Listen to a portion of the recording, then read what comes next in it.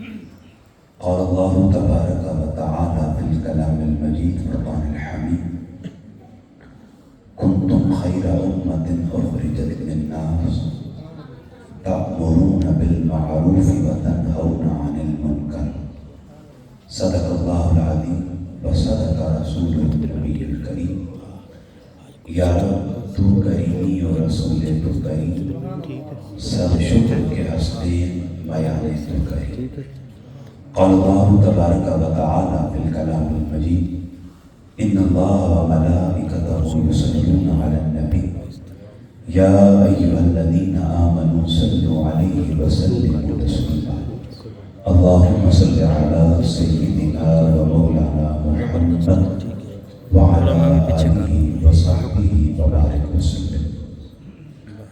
اللہ رب العزت کا بے حد و حساب شکر جس نے اپنی توفیق خاص سے ہمیں اپنی بندگی اور اپنے محبوب صلی اللہ تعالی علیہ وسلم کی غلامی سے سرفراز کرایا.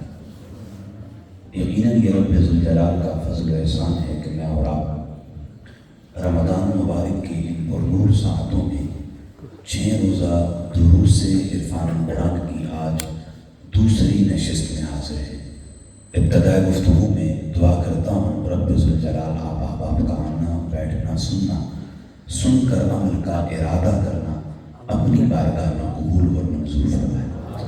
بالمتصل تحریک منہاج القرآن حویلی لکھا کے جملہ قائدین ذمہ داران رفقا وابستگان بالمتصل تحریک کے جملہ فورمز اور تمامی علماء اسلام مشائخ اعظام جملہ سیاسی سماجی تنظیمات و تحریکات سے وابستہ افراد کا صمیم قلب سے شکریہ ادا کرتا ہوں اور دعا کرتا ہوں کہ باری تعالیٰ آپ سب کے علم میں عمل میں عمر میں مزید برکت عطا فرمائے. صرف میں اس کو ایک جیسا رکھیں بار بار تبدیل نہ کریں. میں ابتدائی گفتگو میں صدر تحریک منہاج القرآن حویلی لکھا محترم حاجی ریاض صاحب کا آپ کی جملہ ٹیم کا اور وہ نوجوانان محبت جنہوں نے مجھے ریسیو کیا محبت کا اظہار کیا باری تعالیٰ آپ سب کو اپنے حفظ اور امان میں رکھے. معزز سامعین و سامعات یقیناً آپ تشہیری مہم کے ذریعے واٹس ایپ اور دیگر میسیجز کے ذریعے اس بات سے بخوبی واقف ہیں کہ آج کی ہماری نشست کا موضوع ہے سوشل میڈیا اور ہماری ذمہ داریاں. اس موضوع کو واضح کرنے کے لیے میں نے قرآن مجید کی سورہ آل عمران کی 110 نمبر آیت کا ابتدائی حصہ آپ کے سامنے تلاوت کرنے کا شرف اور اعزاز حاصل کیا. اللہ رب العزت نے اس آیہ کریمہ میں ارشاد فرمایا کنتم خیر امت اخرجت للناس تم بہترین امت ہو تمہیں لوگوں کے لیے ظاہر کیا گیا ہے.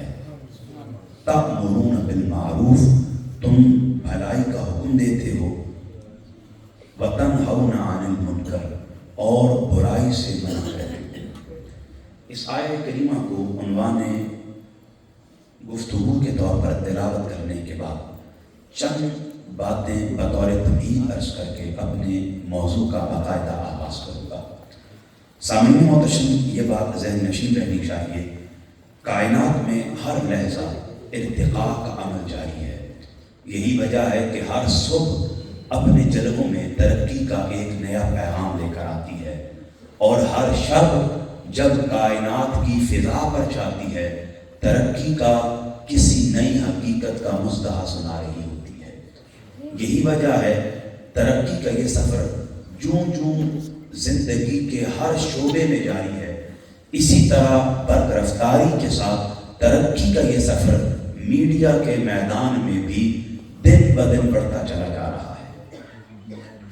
دور حاضر کو اگر انفارمیشن ٹیکنالوجی کا دور کہا جائے تو میں سمجھتا ہوں یہ اس کا استحقاق ہے. ہم لوگ پتھروں پر تصاویر نشانات اور علامات سے ہوتے ہوئے ریڈیو ٹیلی ویژن کے دور سے گزر کر آج کمپیوٹر اور موبائل کے دور میں داخل ہو چکے ہیں. یہ ترقی کس قدر مزید جدت لے کر آئے گی اور ہماری دنیا کی زندگی کو کتنا سہل بنائے گی فی الحال اس کے بارے کچھ نہیں کہا جا سکتا. البتہ یہ ایک ابدی حقیقت ہے کہ فی زمانہ جو مرکزی حیثیت سوشل میڈیا کو حاصل ہے اس وقت وہ کسی اور ٹول کو حاصل نہیں ہے۔ دیگر شعبۂ زندگی میں سوشل میڈیا کو اس وقت وہی مقام حاصل ہے جو انسانی جسم میں دل کو حاصل ہے۔ اگر انسانی جسم میں دل دھڑکنا بند کر دے تو اعضائے بدنی کام چھوڑ دیتے ہیں، اور اگر فی زمانہ تمام شعبہ جات میں سے سوشل میڈیا کو حذف کر دیا جائے تو پھر ان کی اپنی افادیت بھی ختم ہو جاتی ہے۔ اس لیے جس طرح ہمارے جسم میں دل کا دھڑکنا اہمیت رکھتا ہے، اسی طرح آج تمام شعبوں میں سوشل میڈیا کو وہی اہمیت، وہی وقار اور وہی مقام حاصل ہے۔ بنیادی طور پر یہ دو لفظ ہیں، ایک لفظ ہے سوشل اور ایک لفظ ہے میڈیا۔ کتنے لفظ ہیں؟ سوشل انگریزی زبان کا لفظ ہے، اس کا مطلب ہے سماج یا معاشرہ۔ میڈیا یہ بھی انگریزی زبان کا لفظ ہے اور یہ میڈیم کی جمع ہے۔ میڈیم جس سے میڈیا بن رہا ہے اس کا مطلب ہے واسطہ یا ذریعہ۔ اب اگر ان دونوں لفظوں کو ملا کر اصطلاح کی تعریف سمجھنا چاہیں، سوشل میڈیا کی تعریف یہ بنتی ہے، سوشل میڈیا سے مراد وہ میڈیم ہے جس سے پوری دنیا کے انسان سیاسی، سماجی، جذباتی، معاشی اور معاشرتی لحاظ سے آپس میں جڑے ہوئے ہیں۔ یہی وجہ ہے سوشل میڈیا وہ واحد چیز ہے جسے ہر عمر کے افراد استعمال کرتے ہیں۔ یہاں یہ بات ذہن نشین کر لیں، ہم نے آج کی گفتگو میں سوشل میڈیا کو اسلامی نقطہ نظر سے سمجھ کر اپنی ذمہ داریوں کا احاطہ کرنا ہے، لیکن یہ بات بھی یاد رکھیں چونکہ دور حاضر میں سوشل میڈیا ایک ایسا ٹول ہے جو ہر عمر کے افراد کو سماجی رابطے کے لیے، سورس آف نالج کے لیے یا پھر دیگر معلومات کے لیے ان کی زندگی میں شامل ہے۔ وہ اسے استعمال کرتے ہیں سماجی رابطوں کے لیے، اپنے نالج کو، علم کو بڑھانے کے لیے یا پھر دیگر معلومات سے خود کو آراستہ کرنے کے لیے۔ ہر عمر کے افراد سوشل میڈیا کو استعمال ضرور کرتے ہیں، چونکہ سوشل میڈیا ایک ایسی جدت ہے کہ ہر بندے کی اس تک دسترس ہے، رسائی ہے، ہر بندہ اسے استعمال کرتا ہے۔ یہ ایک الگ بحث ہے کہ ہم دینی نقطہ نظر سے سوشل میڈیا کو کتنا استعمال کرتے ہیں۔ دینی اعتبار سے ہماری زندگیوں میں سوشل میڈیا کی کتنی اہمیت ہے، یہ ایک الگ حیثیت، الگ حقیقت ہے، الگ بحث ہے۔ لیکن فی الوقت اس حقیقت سے کوئی انکار نہیں کر سکتا کہ ساری دنیا کے انسان ایک دوسرے سے کنیکٹ رہنے کے لیے، جڑنے کے لیے سوشل میڈیا کا استعمال ضرور کرتے ہیں۔ سامعین محتشم، یہی انبیاء کرام کا طریقہ رہا ہے کہ وہ ہر دور کے مروجہ ذرائع کو استعمال کرتے ہوئے دوسروں تک پیغام حق پہنچانے کی سعی کرتے تھے، چونکہ آج کے دور میں دوسروں تک پیغام پہنچانے کا سب سے مؤثر ذریعہ وہ سوشل میڈیا ہے۔ اس سے کسی کو انکار نہیں۔ سوشل میڈیا ایک ایسا آلہ ہے، ایک ایسا مروجہ سسٹم ہے، ایک ایسا ٹول ہے کہ آپ میں سے ہر بندہ، وہ کسی بھی عمر سے تعلق رکھتا ہو، مرد ہو عورت ہو، بچہ ہو بچی ہو، طالب علم ہو یا طالبات ہو، کوئی بھی ہو، وہ اس ٹول کو استعمال کر کے ساری دنیا کے لوگوں تک فنگر ٹپس کے ذریعے اپنا پیغام پہنچا سکتا ہے۔ اور یہی انبیاء کرام کا طریقہ تھا کہ وہ اپنے اپنے ادوار کے مروجہ ذرائع کو استعمال کرتے اور مخاطبین کی نفسیات کے مطابق انہیں دعوت دین اور دعوت حق پہنچایا کرتے تھے۔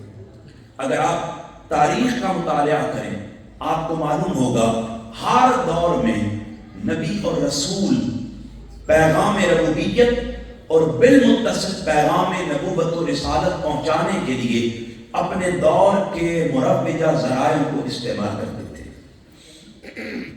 مثلا حضرت موسیٰ علیہ السلام ہیں، ان کے دور میں جادوگری کا فن یہ بڑی اہمیت کا حامل تھا۔ جو جتنا بڑا جادوگر ہوتا تھا اس کو اتنی عزت کی نگاہ سے دیکھا جاتا تھا۔ اس کی معاشرے میں اتنی رسپیکٹ کی جاتی تھی، چونکہ اللہ کا نبی اور رسول لوگوں کی نفسیات کے مطابق انہیں مخاطب کرتا تھا۔ اس لیے حضرت موسیٰ علیہ السلام اس بات کو جانتے تھے کہ ہمارے زمانے کا مروجہ دور اور اس دور کی مروجہ ضرورت وہ جادوگری ہے۔ تو حضرت موسیٰ علیہ السلام نے جب لوگوں کو دین کی دعوت دینا چاہی، پیغام حق سنانا چاہا، ان کے مروجہ نظام کے مطابق آپ نے جادوگری کے فن کو استعمال کرتے ہوئے اللہ کی بارگاہ سے عطا معجزے کا ظہور فرمایا۔ اور وہ وقت پھر سب نے دیکھا کہ آپ نے جب اس معجزے کا ظہور فرمایا تو اس وقت جتنے جادوگر تھے وہ مرعوب ہوئے، آپ کے سامنے شکست فاس کو تسلیم کیا اور شکست تسلیم کرتے ہوئے بالمتصل حضرت موسیٰ کے خدا پر ایمان لے گئے۔ اسی طرح حضرت سلیمان علیہ السلام نے جب ملکہ بلقیس اور اس کی قوم کو دعوت حق پہنچانا چاہی تو جو مروجہ ذرائع تھے، جس طرح زیب و زینت کے ساتھ، آرائش و زیبائش کے ساتھ اہتمام کیا جاتا تھا، آپ نے اسی مروجہ ٹول کو استعمال کرتے ہوئے اسی زیب و زینت کے ساتھ اور آرائش و زیبائش کے ساتھ ملکہ بلقیس اور ان کی قوم کو دعوت حق پہنچایا۔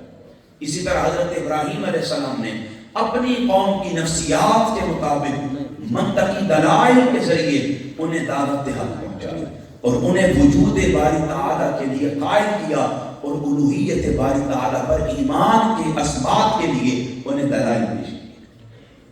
حضرت موسیٰ علیہ السلام سے لے کر حضرت ابراہیم علیہ السلام تک بالمتصل قوم بنی اسرائیل کی جانب مبعوث ہونے والا ہر نبی اسی اصول کے تحت اپنی قوم کی نفسیات کے مطابق انہیں مخاطب کرتا اور مروجہ ذرائع کو استعمال کرتے ہوئے انہیں دین کی اور پیغام حق کی دعوت دے رہا ہوتا۔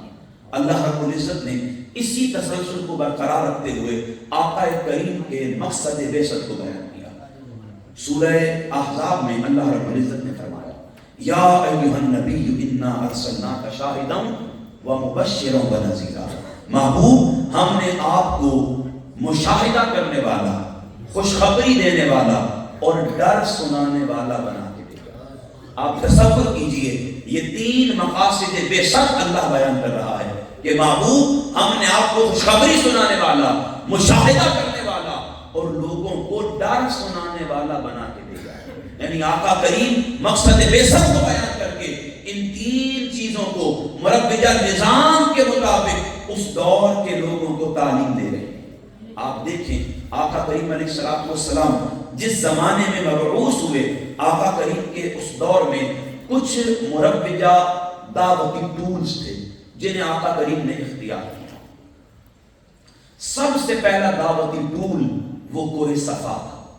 کوہ صفا وہ مقام تھا جہاں عرب کے لوگ کسی خاص بات کا اعلان کیا کرتے تھے، کوئی اہم بات جو انہوں نے دوسروں تک پہنچانا ہوتی، کسی چیز کے بارے انہیں آگاہ کرنا ہوتا، جنگ کے لیے انہیں تیار کرنا ہوتا، فکری طور پر، سیاسی طور پر، نظریاتی طور پر کسی اعتبار سے ان کی تربیت کرنا ہوتی تو وہ کوہ صفا کا انتخاب کرتے، چونکہ یہ اس وقت کا مؤثر ترین ٹول تھا دعوت کے لیے۔ آقا کریم علیہ السلام نے اسی دعوت کے پلیٹ فارم کوہ صفا کا استعمال کیا، اسی مؤثر ٹول کو اختیار کیا اور عرب کے لوگوں کی نفسیات کے مطابق انہیں مخاطب کرتے ہوئے جب انفرادی طور پر اپنے خاندان سے باہر اجتماعی دعوت دینا چاہی تو آقا کریم کوہ صفا پر کھڑے ہوئے بالمتصل اللہ کی ربوبیت اور اپنی نبوت و رسالت کا اعلان کرنا۔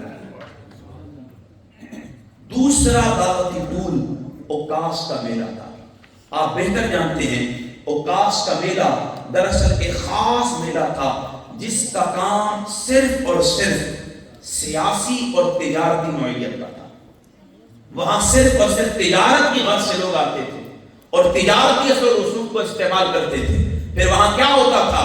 شراب و کباب کی محافل چلا کرتی تھی۔ وہاں بسا اوقات عیش خوشیوں میں، سر مستیوں میں، خر مستیوں میں وہ لوگ اپنا وقت گزارا کرتے تھے۔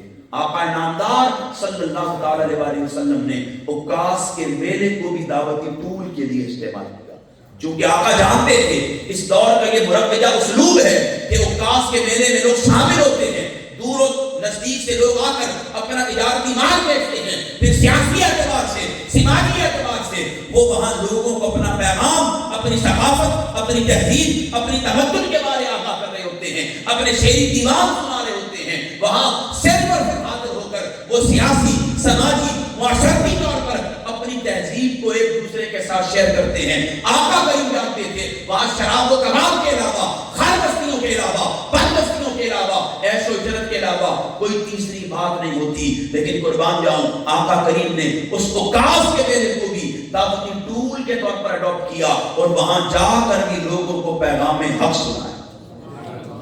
آج ہم میں سے کتنے بندے ہیں جو جوا خانوں میں، شراب خانوں میں جا کر دین کی تبلیغ کرتے ہیں؟ ہم سمجھتے ہیں وہ برائی کا برکت ہے، وہاں تو بات کرنے کی ضرورت نہیں ہے۔ یہی وجہ تھی کہ بعض لوگوں نے یورپ کے اعتبار سے بھی یہ بات کی، لیکن اللہ رب العزت نے اس سے حضور کی سنت بنایا کہ آقا کریم نے ایسی جگہوں پر جہاں دین کا نام اور دین کا تصور بھی کسی کے ذہن میں روشن نہیں ہوتا، آقا وہاں جا کر بھی دین کا پیغام اور دعوت حق لوگوں کو دے رہے تھے۔ بالمتصل مساجد میں آقا کریم نے دعوت و تبلیغ کا استعمال کیا۔ اس ٹول کو اڈاپٹ کرتے ہوئے جب آقا کریم ہجرت کے بعد مدینہ تشریف لے کر آئے، مدینہ میں آقا کریم نے سب کاموں سے پہلے مسجد تعمیر کرائی۔ میرے اور آپ کے لیے مسجد کی مرکزی حیثیت کیا ہے؟ ہمارے نزدیک مسجد ایک روحانی سینٹر ہے، مسجد نماز کا مرکز ہے، مسجد عبادت کا، ریاضت کا، سجدے کا مرکز ہے۔ ہمارے نزدیک مسجد صرف اور صرف اللہ کے حضور عبادت اور بندگی کے حقوق بجا لانے کا مرکز ہے۔ لیکن قربان جاؤں آقا نامدار صلی اللہ علیہ وسلم نے مسجد کو بھی بطور دعوتی ٹول کے استعمال کیا، اور حضور نے کیا کیا؟ عبادت کے بالمتصل، روحانی علمی درسگاہ ہونے کے بالمتصل مسجد کو کفر و شرک کے خلاف آغاز دعوت و تبلیغ کا مرکز، ماخذ اور محور، اور آقا کریم نے مساجد میں آ کر دین کی تبلیغ کی اور لوگوں کو پیغام حق سنایا۔ پھر آقا کریم نے جو دینی اجتماعات ہوتے تھے، پہلے تو دنیاوی اجتماعات کی بات کی، دینی اجتماعات کو بھی اڈاپٹ کرتے ہوئے انہیں دعوت کا ایک مؤثر ٹول بنایا اور دینی اجتماعات میں بھی لوگوں کو پیغام حق سنایا۔ وہ عیدین ہو، وہ جمعہ ہو، وہ غمی خوشی ہو، آقا کریم کی سنت مطہرہ تھی کہ حضور ہر مقام پر وہ جو اجتماع دین کے نام پر منعقد ہوتا تھا، آقا کریم تشریف لے کر آتے، خطبہ صدارت ارشاد فرماتے اور لوگوں کو دعوت حق پہنچا رہے۔ اسی طرح آپ کو معلوم ہے تحریری طور پر بھی آقا کریم نے دعوت و تبلیغ کا کام کیا، اور تحریری کاموں کو بھی اپنی دعوت کا ایک مؤثر ٹول بنایا۔ جب صلح حدیبیہ ہو گئی تو ظاہری اسباب میں جنگ بندی ہو گئی، کچھ عرصے کے لیے معاہدہ طے پا گیا 10 سال کے لیے، اب نہ ادھر سے کچھ ہو رہا ہے نہ کچھ وہاں سے ہو رہا ہے، دونوں طرف ظاہری طور پر سکون ہے۔ عرب میں کفار سازشیں کرتے ہیں، یہودی ان کی سرپرستی کرتے ہیں، ان کے ہاں تو سب کچھ چل رہا ہے، لیکن آقا کریم اس دور میں بھی جنگ بندی کے بعد، معاہدہ ہو جانے کے بعد آقا کریم دعوت کے کام کو نہیں روکتے، بلکہ تحریری طور پر خطوط کے ذریعے دور دراز کے علاقوں میں اپنا پیغام اور رب ذوالجلال کی الوہیت اور اپنی نبوت و رسالت کا لوگوں کو علم عطا کر رہے ہیں، لوگوں تک اس دعوت دین کو پہنچا رہے ہیں۔ پھر بالمتصل آقا نے وفود بھیجنے کا سلسلہ شروع کیا، صرف تحریری طور پر دعوت نہیں دی، بلکہ ایران میں، روم میں اور ارد گرد کی جتنی ریاستیں تھیں، نجاشی جیسے بادشاہ کے دربار میں بھی آقا کریم علیہ السلام نے صلح حدیبیہ کے بالمتصل اپنے وفود بھیجے، اور وفود بھیج کر دعوتی ٹولز کے طور پر انہیں دین کی اور اپنی فکر کی تعلیم عطا۔ تو آپ تصور کیجئے آقا کریم کس طرح امت کی رہنمائی کے لیے امت کو دعوتی ٹول مربیہ استعمال کرنے کا طریقہ فراہم کر رہے ہیں۔ پھر آقا کریم علیہ السلام نے اسی طرح ہر اعتبار سے ہر اس چیز کا جواز فراہم کیا جو ہر دور کی ضرورت نہیں ہے۔ اگر آپ اس گفتگو کا نچوڑ اور کرک سمجھنا چاہیں، آقا کریم علیہ السلام نے ہمیں یہ جواز فراہم کیا اپنے طریقہ کے ذریعے، اپنی سنت کے ذریعے، اور ہمیں اس بات کی تعلیم دی کہ یہ فقط مصلحت کا تقاضا نہیں ہے کہ آپ اپنے دور کے مربیہ ذرائع کو استعمال کریں، کریں، اپنے دور کے مؤثر ٹول کو بطور دعوت کے استعمال کریں، لوگوں تک پیغام حق پہنچائیں۔ یہ صرف مصلحت کا تقاضا نہیں بلکہ عین سنت انبیاء ہے۔ ہر نبی، ہر رسول اپنے دور کے مروجہ ذرائع کو استعمال کرتا، مخاطبین کی نفسیات کو سمجھتا، پھر جس ذریعے سے ان تک پیغام حق پہنچایا جا سکتا تھا، اللہ کا نبی، اس کا رسول ان مخاطبین کی نفسیات کے مطابق اپنے دور کے مروجہ ذرائع کو استعمال کرتا اور انہیں دین کی دعوت پہنچا کر اس طریقہ کو اپنی سنت بنا رہا۔ اس لیے آج کے اس دور میں لوگوں تک دعوت حق پہنچانے کا سب سے مؤثر ذریعہ وہ سوشل میڈیا ہے۔ یہ سماجی رابطے کی ایک ایسی سائٹ اور یہ لوگوں کو آپس میں جوڑنے کا ایک ایسا ٹول ہے کہ فنگر ٹپس کے ذریعے انسان ساری دنیا میں اپنا پیغام پہنچا سکتا ہے۔ ایک لمحے کے کلک کے ذریعے وہ دنیا کے ہر کونے میں اپنا میسج کنوے کر سکتا ہے، اور یہی انبیاء کا طریق تھا کہ وہ اپنے دور کے ذرائع کے مطابق لوگوں تک پیغام حق پہنچائے۔ اس لیے ہمیں یہ سمجھنے کی ضرورت ہے کہ سوشل میڈیا یہ ایسا مؤثر ٹول ہے جس سے ہم نے سمجھ کر اسلامی نقطہ نظر سے آج اپنی ذمہ داریوں کا احاطہ کرنا ہے کہ وہ کون سے کام ہیں جنہیں کر کے ہم سوشل میڈیا کے ذریعے اپنی ذمہ داریوں کو بطریق احسن ادا کر سکتے ہیں۔ دیکھیں، اللہ رب العزت نے ہمیں خیر الامم بنایا، ساری امتوں پر افضل بنایا، ساری امتوں سے بہتر بنایا، اور پھر ہمارے مقصد میں اللہ نے اس بات کو شامل فرمایا، کنتم خیر امت اخرجت للناس، تم بہترین امت ہو، تمہیں لوگوں کے لیے ظاہر کیا گیا ہے۔ تمہارا کام کیا ہے؟ تأمرون بالمعروف، تم بھلائی کا حکم دیتے ہو، وتنہون عن المنکر، اور انہیں برائی سے منع کرتے ہو۔ اب اس اصول کے پیش نظر سوشل میڈیا ہم پر چند ذمہ داریاں عائد کر رہا ہے۔ اب میری گفتگو کے دو حصے ہوں گے، اس بات کو سمجھ لیں، سوشل میڈیا بذات خود اچھا یا برا نہیں ہے۔ کوئی بندہ دور حاضر کے کسی ٹول کو اٹ سیلف برا نہیں کہہ سکتا۔ میں چند مثالوں سے بات آپ کو سمجھا دیتا ہوں۔ آپ دیکھیں، لوہے سے بہت ساری چیزیں بنتی ہیں اور ان چیزوں کا اچھا برا استعمال بھی ہوتا ہے۔ مثلا آپ نے بازار سے چھری خریدی، آپ اسے گھر لے کر آئے، اب گھر لا کر آپ نے زوجہ کو دی، زوجہ نے اس چھری سے سیب کاٹنا شروع کر دیا، پھل کاٹنا شروع کر دیے، سبزیاں کاٹنا شروع کر دی۔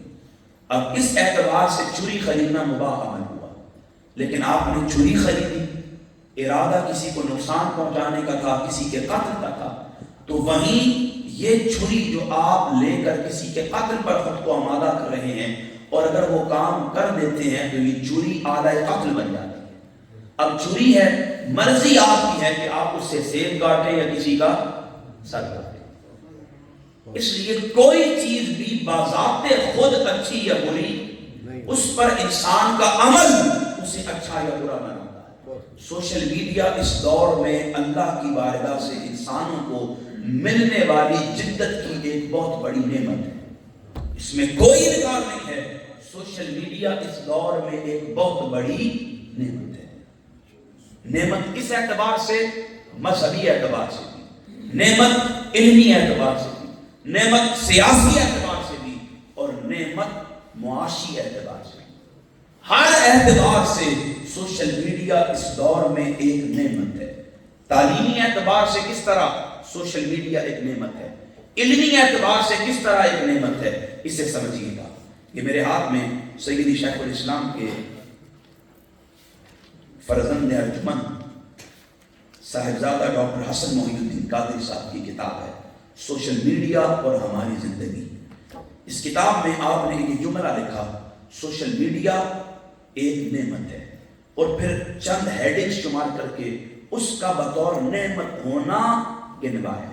آپ نے فرمایا سوشل میڈیا نعمت ہے، کس طرح؟ علمی میدان میں، مذہبی میدان میں، سیاسی میدان میں، معاشی میدان میں، تعلیمی سطح پر، علمی سطح پر یہ کس طرح نعمت ہے؟ آپ لکھتے ہیں سوشل میڈیا وہ منظم پلیٹ فارم ہے جس نے صارفین میں تخلیقی صلاحیتوں کو فروغ دینے کا ایک اہم جز ادا کیا ہے۔ سوشل میڈیا کے ذریعے لوگ آپس میں اس طرح کنیکٹ ہوئے ہیں کہ انہوں نے علمی طور پر اپنے لیے بہت بڑا سنگ میل عبور کیا ہے۔ پھر آپ فرماتے ہیں کہ سوشل میڈیا علمی میدان میں اس طرح نعمت ہے کہ آپ اپنے مطلوبہ علمی آداب کو حاصل کرنے کے لیے فنگر ٹپس کے ذریعے سوشل میڈیا سے رہنمائی اور مدد لے سکتے ہیں۔ آپ کو معلوم ہے ایک وقت تھا کہ ہمارے اکابرین اجداد علم حاصل کرنے کے لیے دور صحراؤں کی خاک چھانا کرتے تھے، دور دراز کے سفر طے کیا کرتے تھے، وہ میلوں کا سفر طے کرتے، مہینوں کا سفر طے کرتے، دور دراز علاقوں میں جاتے اور پھر وہاں سے کسب علم کر رہے ہوتے۔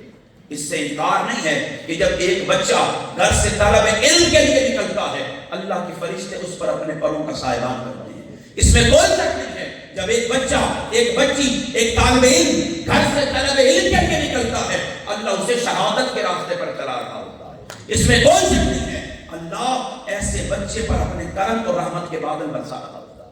اس میں کوئی شک نہیں ہے جب کوئی طلب علم کے لیے نکلتا ہے قدم در قدم رب نیکیاں ثواب اور اجر ادا کر رہا ہوتا ہے۔ لیکن یہ بھی ایک نعمت ہے کہ ہم اگر سفر نہیں کر سکتے، گھر میں محدود ہیں، تو سوشل میڈیا کے ذریعے 4 دانگے عالم میں پھیلے علم کو فنگر ٹپس کے ذریعے حاصل کر سکتے ہیں۔ بیروت اور دنیا کی ہر لائبریری جو زمانے قدیم سے چلی آ رہی ہے اس کی ہر کتاب آپ سوشل میڈیا کے منظم پلیٹ فارم سے نہ صرف ڈاؤن لوڈ کر سکتے ہیں بلکہ پڑھ کر اپنی علمی قابلیت کو وسعت اور فروغ دے سکتے ہیں۔ تو اس لیے علمی میدان میں بھی سوشل میڈیا ایک بہت بڑی نعمت ہے۔ پھر مذہبی اعتبار سے آپ دیکھیں ایک وقت تھا کہ علماء دور دراز کے سفر کیا کرتے تھے، پورے طول و عرض کے خطے کو چھانا کرتے تھے، صحراؤں بیابانوں کی ریت ان کا مقدر تھی اور وہ علم کی میراث لوگوں تک منتقل کرنے کے لیے ہر لمحہ عازم سفر رہا کرتے تھے۔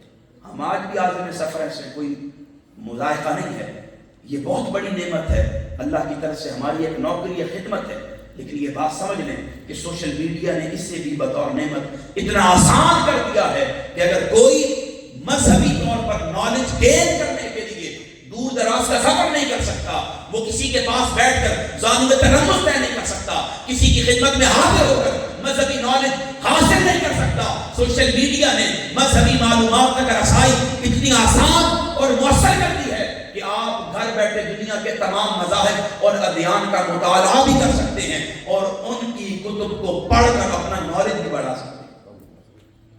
وہ باریک بینیاں، وہ حقیقتیں جو کتابوں میں موجود تھی سوشل میڈیا نے اسے آپ کے سامنے بہت آسان کر دیا، اور اس کی ایک بہت جدید فارم وہ چیٹ جی پی ٹی کی ہے۔ آپ میں سے کتنے لوگ اسے استعمال کرتے ہیں؟ آپ کرتے ہیں ماشاءاللہ۔ چیٹ جی پی ٹی ایک ایسی جدید سورس آف نالج ہے کہ آپ ایک لفظ لکھیں وہ آپ کو اس کا سیاق و سباق، ما قبل ما بعد، شان ورود، شان نزول سب بتا کے رکھتے ہیں۔ ایک لفظ لکھیں آپ وہ آپ کو اس کا سب کچھ بتا دیتے ہیں۔ تو کیوں مذہبی اعتبار سے بھی سوشل میڈیا ایک نعمت ہے۔ پھر سیاسی اعتبار سے کس طرح نعمت ہے؟ 2 سالوں میں 3 سالوں میں جو آپ دیکھ رہے ہیں اس قوم کا شاید سیاسی شعور پچھلے 70 سالوں میں اتنا وسیع نہیں ہوا جتنا چند سالوں میں ہوا، اور اس کی بھی سب سے بڑی وجہ وہ سوشل میڈیا۔ پھر معاشی طور پر کس طرح ایک نعمت ہے، ہم اپنے کاروبار کی ایڈورٹائزمنٹ کے لیے کتنے جتن کرتے ہیں، کتنی محنت کرتے ہیں، فلیکسز لگواتے ہیں، اشتہارات لگواتے ہیں، سائن بورڈز لگواتے ہیں، بہت محنت، بہت جتن کرتے ہیں۔ ایک وقت ہوتا تھا، اب بھی وہ وقت ہے کہ لوگ بسوں میں چڑھ کر ریوڑیاں بیچ رہے ہوتے ہیں، تیل بیچ رہے ہوتے ہیں، معجون فروخت کر رہے ہوتے ہیں، دوائیاں دے رہے ہوتے ہیں، اور اپنی کمپنی کی وہ امیج کریٹ کرنے کے لیے اس کی مارکیٹنگ کر رہے ہوتے ہیں۔ سوشل میڈیا اس میدان میں بھی اتنی بڑی نعمت ثابت ہوا کہ آج آپ گھر بیٹھ کر باعزت طریقے سے اپنا کاروبار اسٹیبلش کر سکتے ہیں اور اپنے کاروبار کو منظم کر کے پوری دنیا میں اپنے آئٹم کو فروخت کر سکتے ہیں، اپنی پروڈکٹ کو سیل کر سکتے ہیں۔ میں طریقے منہاج القرآن کے شعبہ دعوت سے وابستہ ہوں۔ کشمیر کا ایک علاقہ ہے عباس پور۔ کیا علاقہ ہے؟ عباس پور میں درس قرآن کے لیے گیا۔ یہ بارڈر ایریا ہے انڈیا اور پاکستان کا. وہاں ایک کیک ایک گھر میں مجھے پیش کیا گیا تو میں نے کہا کہ یہ کیک جس طرح اس میں پیسٹری آئٹم یوز کی گئی ہے، کریم یوز کی گئی ہے، اس پہ لیئر کیک کی لگائی گئی ہے، میں نے پنڈی اور اسلام آباد کے پوش علاقوں میں بھی اس ورائٹی کا کیک نہیں کھایا. تو انہوں نے بتایا کہ یہ میری بیٹی نے بنایا ہے. ضیاء قمر صاحب ان کا نام ہے. کس نے بنایا ہے؟ میری بیٹی نے بنایا ہے. اور میری بیٹی عباس پور میں باعزت طریقے سے اسے سورس آف انکم بنا چکی ہے. اور سوشل میڈیا پر اس کی تشہیر ہوتی ہے. نہ بیٹی کا چہرہ آتا ہے، نہ بیٹی کی آواز آتی ہے، بس وہ اپنا پروڈکٹ پیش کرتی ہے، کیک بناتی ہے، اس کی تصویر شیئر کرتی ہے. اور پھر کیا ہوتا ہے؟ لوگ اس کو خریدتے ہیں، پروڈکٹ سے متاثر ہوتے ہیں، اس کی کیپیبلٹی سے متاثر ہوتے ہیں اور اس پروڈکٹ کی ڈیمانڈ بڑھتی ہے. تو آپ تصور کیجئے سوشل میڈیا ایک ایسا ٹول ہے کہ گھر بیٹھ کر باعزت طریقے سے لوگوں نے اسے کاروبار بنایا اور کاروبار کے لیے رہنما اصول اختیار کرتے ہوئے اسے مارکیٹنگ کا ذریعہ بنا کر پوری دنیا میں اپنے پروڈکٹ کو سیل کیا. تو سوشل میڈیا بذات خود نہ اچھی ہے نہ بری ہے، اس کا استعمال اسے اچھا یا برا بناتا ہے. تو سامعین محتشم، اسلامی نقطہ نظر سے چند ذمہ داریاں قرآن اور صاحب قرآن کی تعلیمات سوشل میڈیا کے متعلق ہم پر اخذ کرتی ہیں. آئیں ان ذمہ داریوں کو سمجھتے ہیں اور پھر عملی طور پر اپنا محاسبہ کرتے ہیں کہ آج ہم سوشل میڈیا کو لے کر کہاں کھڑے. ممکن ہے کہ بعض لوگوں کے ذہن میں یہ خیال گزرے کہ یہ خشک موضوع ہے، لیکن جان لیجئے تحریک منہاج القرآن کو اللہ نے یہ شرف اور اعزاز عطا کیا ہے. ہمیں وہ قیادت فکری طور پر اللہ نے عطا کی ہے جسے نباز عصر کہا جاتا ہے. آپ جانتے ہیں، مجھے نہیں خبر کہ امت کے علماء لوگ اس ٹاپک پر شاید 20-30 سال بعد کلام کریں، لیکن اللہ نے ڈاکٹر طاہر القادری کو یہ ویژن، یہ سوچ عطا کی ہے کہ جہاں کسی کا خیال بھی نہیں پہنچتا وہاں وہ عملی قدم رکھ رہے ہیں. سوشل میڈیا وہ ٹول ہے جس نے آگے جا کر ساری چیزوں کو فلاپ کر دینا ہے، ساری چیزوں کو فیل کر دینا ہے.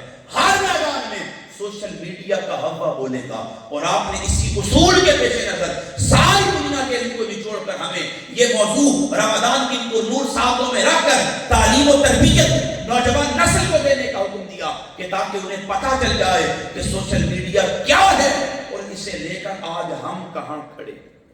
امت کی اصلاح کی ضرورت ہے. تو آئیں اسلامی نقطہ نظر سے سمجھتے ہیں کہ ہماری کیا ذمہ داریاں ہیں جو قرآن اور صاحب قرآن کی تعلیمات سوشل میڈیا کے اسپیکٹ سے ہم پر عائد کر رہی ہیں. سب سے پہلی ذمہ داری جو ہم پر عائد ہوتی ہے وہ ہے سوشل میڈیا کو با مقصد بنانا. کیا بنانا؟ اونچا بولیں، با مقصد بنانا.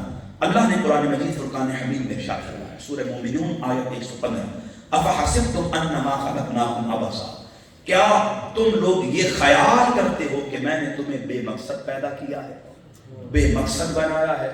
اللہ رب العزت نے اس اصول کے تحت ہمیں با مقصد زندگی گزارنے کا حکم دیا.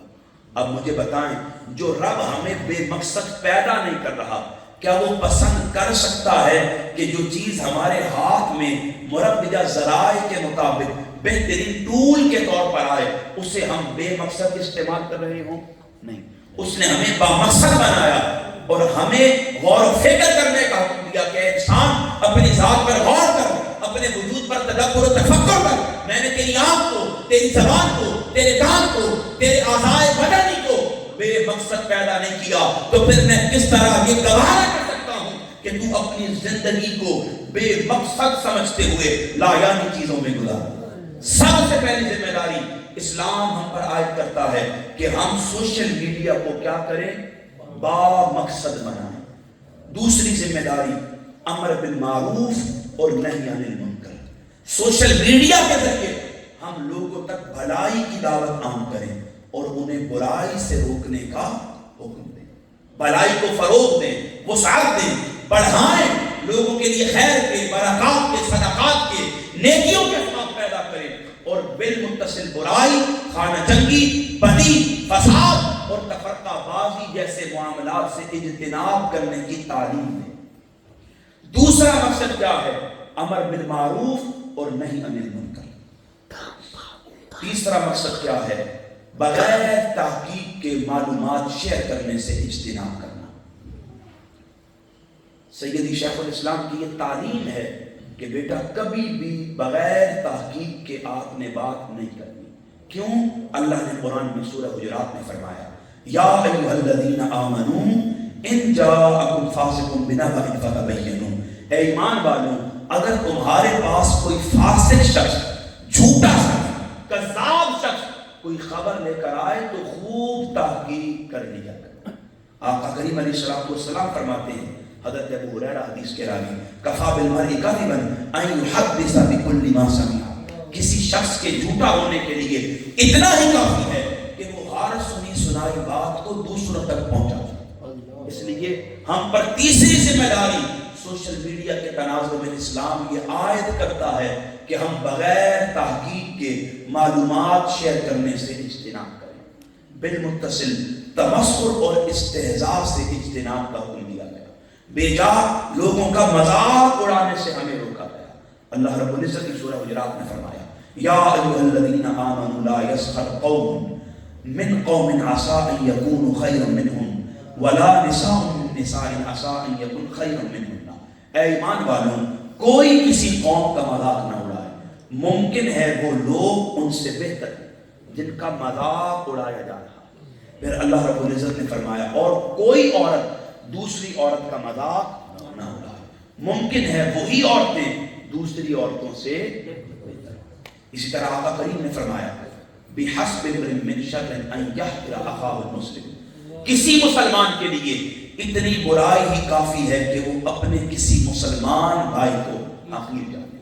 اسلام ہم پر یہ ذمہ داری عائد کرتا ہے کہ ہم لوگوں کے ساتھ تمسخر اور ان کے استہزاء سے اجتناب کریں، بے جا کسی کا مذاق نہ اڑائیں. کیوں؟ جو کسی پر ہنستا ہے آقا کریم فرماتے ہیں اس پر ہنسا جاتا ہے. اس لیے تمسخر اور استہزاء سے روکا گیا.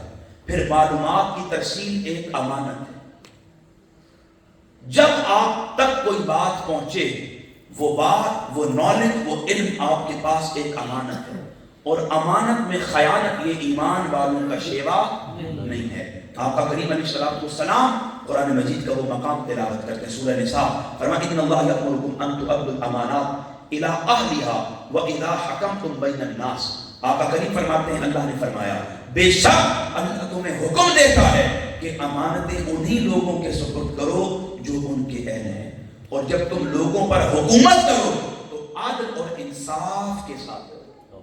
اللہ رب العزت کے محبوب رسول قرآنی روشن فرمودات ہم تک پہنچا کر یہ تعلیم دے رہے ہیں کہ جب کوئی معاملہ علم کی صورت میں، نالج کی صورت میں، کسی کے راز کی صورت میں ہم تک پہنچتا ہے، ہم نے اسے امانت سمجھنا ہے، اور ایمان والے کبھی بھی امانت میں خیانت نہیں کرتے. پھر اسلام ہم پر یہ ذمہ داری عائد کرتا ہے کہ ہم خیر و شر پر مبنی مواد میں تفریق کریں. خیر و شر پر مبنی مواد میں تفریق یہ بہت ضروری ہے. اگر آپ خیر اور شر کی تفریق نہیں کریں گے اور بے جا لوگوں میں خیر اور شر دونوں کو عام کریں گے تو اس سے فتنہ و فساد پیدا ہوگا. آقا کریم نے فرمایا، حضرت جریر بن عبداللہ اس حدیث کے راوی ہیں، من سن فی الاسلام سنتا حسنۃ فلہ اجرھا. آقا کریم فرماتے ہیں جو شخص اسلام میں کسی نیک کام کی بنیاد ڈالے اس کے لیے اس کے اپنے عمل کا ثواب بھی ہے، اور جو اس کے بعد اس نیکی پر عمل کرے گا اللہ اس کا ثواب بھی اس شخص کو عطا کرے گا. پھر آقا کریم نے فرمایا اور اگر کوئی شخص کسی برائی کی ابتدا کرے اس برائی کا گناہ بھی اس کے سر ہے، اور اگر کوئی بعد میں اس برائی پر عمل کر رہا ہوگا اس کا گناہ بھی اس کے سر آ رہا ہوگا. اس لیے جب آپ کوئی بات کسی سے شیئر کرتے ہیں خیر و شر کی تفریق بہم بہت ضروری ہے. اسی طرح اچھائی کے فروغ کا حکم دیا گیا. یہ ذمہ داری اسلام ہم پر عائد کرتا ہے کہ ہم اچھی بات لوگوں تک پہنچائیں. اللہ نے قرآن مجید کی سورہ الاسراء میں فرمایا وَقُلْ لِعِبَادِي يَقُولُ الَّذِي هِيَ أَحْسَنُ إِنَّ الشَّيْطَانَ يَنزَغُ بَيْنَهُمْ إِنَّ الشَّيْطَانَ كَانَ لِلْإِنسَانِ عَدُوًّا مُبِينًا. اور آپ میرے بندوں سے فرما دیں کہ وہ ایسی بات کیا کریں جو بہتر ہے. بے شک شیطان لوگوں کے درمیان فساد برپا کرتا ہے. یقیناً شیطان انسان کا کھلا دشمن ہے. اس لیے حکم دیا گیا کہ اچھائی لوگوں تک پھیلائیں. بالمتصل آقا کریم نے فرمایا، حضرت ابو درداء حدیث کے راوی ہیں، حضور نے فرمایا لولا ثلاث ما احببت العیش یوما واحدا، حضور نے فرمایا اگر 3 چیزیں دنیا میں نہ ہوں تو میں ایک دن بھی زندہ رہنا پسند نہ کروں۔ 3 چیزیں اگر دنیا میں نہ ہوں تو میں ایک دن بھی دنیا میں زندہ رہنا پسند نہ کروں۔ وہ 3 چیزیں کیا ہیں؟ آقا کریم نے فرمایا اللہ تعالیٰ کی رضا کی خاطر سخت دھوپ میں شدت پیاس کو برداشت کرنا، دوپہر کے وقت شدت پیاس کو برداشت کرنا اللہ کی خاطر یہ آقا کو سب سے زیادہ محبوب ہے۔ پھر حضور نے فرمایا رات کے درمیان میں اللہ کے حضور سجدہ ریزی کرنا یہ مجھے سب سے زیادہ محبوب ہے۔ پھر حضور نے فرمایا ایسے لوگوں کی مجلس میں بیٹھنا جو گفتگو کے لیے اچھے کلام کو ایسے منتخب کرتے ہیں جیسے کوئی نفیس اور پاکیزہ پھلوں کا انتخاب کرتا ہے۔ جس طرح کوئی بندہ اپنے لیے اچھے پھل کا انتخاب کرتا ہے، خراب پھل، گلا سڑا پھل، داغی پھل چھوڑ دیتا ہے، اچھا نفیس ستھرا پھل انتخاب کرتا ہے۔ آقا کریم فرماتے ہیں میں اسی طرح پسند کرتا ہوں ایسے لوگوں میں بیٹھنا جو کلام کا انتخاب اچھا کرتے ہیں، اچھا بول چال، اچھا گفتار جن کی زبان پر جاری رہتا ہے، ایسے لوگوں کی مجلس میں بیٹھنا پسند ہے۔ تو سامعین محتشم اس لیے اچھائی کے فروغ کا حکم دیا ہے۔ پھر جھوٹ کی تشہیر سے کلیتاً اجتناب کرنا یہ ہماری ذمہ داریوں میں شامل ہے۔ حضرت عبداللہ بن مسعود روایت کرتے ہیں آقا کریم نے فرمایا وَإِيَّاكُمْ وَالْكَذِبَ فَإِنَّ الْكَذِبَ يَهْدِي إِلَى الْفُجُورِ وَإِنَّ الْفُجُورَ يَهْدِي إِلَى النَّارِ۔ آقا کریم نے فرمایا جھوٹ سے اجتناب کرو، بلا شبہ جھوٹ گناہوں کی طرف لے کر جاتا ہے اور گناہ بندے کو جہنم میں لے کر جاتا ہے۔ اس لیے کلیتاً جھوٹ سے اجتناب کرنا اسلامی نقطہ نظر سے ہماری ذمہ داریوں میں شامل ہے۔ اسی طرح مولا کائنات فرماتے ہیں زین الحدیث الصدق، گفتگو کی آراز زینت اور خوبصورتی سچ بولنا ہے۔ آقا کریم علیہ السلام اور بالمتصل قرآن ہم پر ایک اور ذمہ داری عائد کر رہا ہے، لوگوں کو برے القابات سے پکارنے سے منع کر رہا ہے۔ اللہ رب العزت نے سورہ حجرات میں فرمایا وَلَا تَنَابَذُوا بِالْأَلْقَابِ، اور ایک دوسرے کے برے نام نہ رکھو، یعنی ایک دوسرے کو برے القابات سے پکارنے سے اسلام نے ہمیں منع کیا ہے۔ پھر تان و تشنیع، گالم گلوچ اور عیب جو اس سے منع کیا گیا ہے۔ اللہ رب العزت نے قرآن مجید میں فرمایا سورہ حجرات میں وَلَا تَلْمِزُوا أَنفُسَكُمْ، اور آپس میں ایک دوسرے کو عیب نہ لگاؤ۔ اسی طرح وَيْلٌ لِكُلِّ هُمَزَةٍ لُمَزَةٍ، ہر اس شخص کے لیے ہلاکت ہے جو تانا زنی کرنے والا، عیب جوئی کرنے والا ہے۔ آقا کریم علیہ السلام نے فرمایا، حضرت ابو برزہ اسلمی روایت کرتے ہیں یا معشر من آمن بلسانہ ولم يدخل الایمان قلبہ، حضور فرماتے ہیں اے وہ لوگوں جو زبانی تو ایمان لے کر آ گئے ہو، زبان سے تو ایمان کا اعلان اور دعویٰ کر چکے ہو، لیکن ابھی ایمان تمہارے دلوں میں داخل نہیں ہوا، وہ کون لوگ ہیں؟ آقا کریم نے ان کی نشانیوں کو بھی بیان کر دیا۔ حضور نے کیا فرمایا؟ وہ لوگ جو تم میں سے مسلمانوں کی غیبت کرتے ہیں۔ حدیث کے الفاظ کیا وہ سن لیں، تم مسلمانوں کی غیبت نہ کیا کرو۔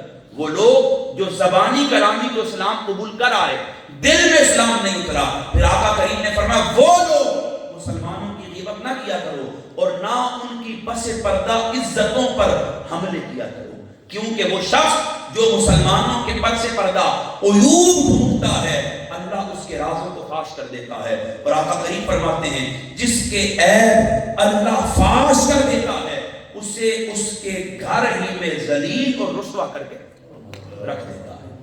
اس لیے لوگوں پر تان و تشنیع، گالم گلوچ اور عیب جوئی سے منع کیا گیا۔ پھر کثرت گمان سے منع کیا گیا۔ کثرت گمان کیا ہے؟ ہر چیز کے بارے بے وجہ سوچنا۔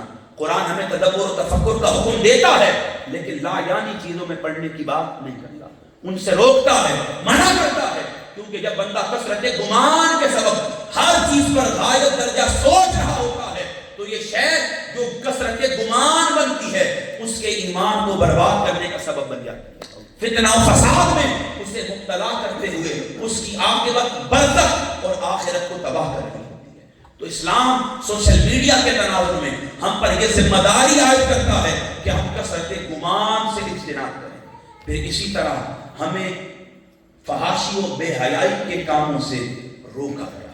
یہ ذمہ داری ہم پر عائد کی گئی کہ ہم خود کو فحاشی کے اور بے حیائی کے کاموں سے روکیں. اللہ رب العزت نے قرآن مجید میں فرمایا سورہ النور میں ان الذین یحبون ان تشیع الفاحشۃ فی الذین آمنوا لهم عذاب علیم.